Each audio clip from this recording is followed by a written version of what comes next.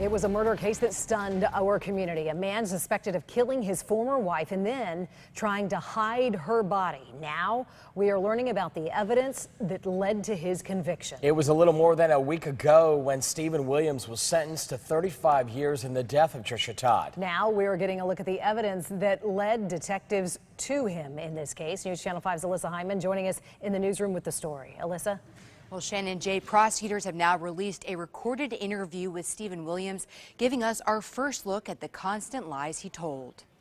I can't take you to it because I don't know where it is. I don't have a clue. For the first time, we are hearing the lies from Stephen Williams himself, the man now sentenced for the murder of his ex-wife, Hope Sound mother Trisha Todd. And then it's just a dark road is all I remember. I'm just driving, just a long dark road. This interrogation is from May 24th, the day of his arrest. Investigators are trying to get Williams to confess to murdering Trisha Todd and then reveal where her remains were. When they did this interview, Trisha had not been seen for nearly a month.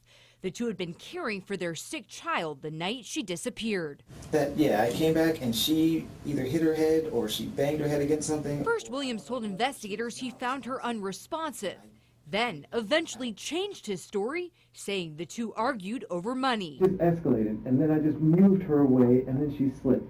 And that's when she freaking fell. And while we may never know exactly what happened that night, it was this statement. I just laid her down and I crossed her hands and I left her things with her phone and her wallet.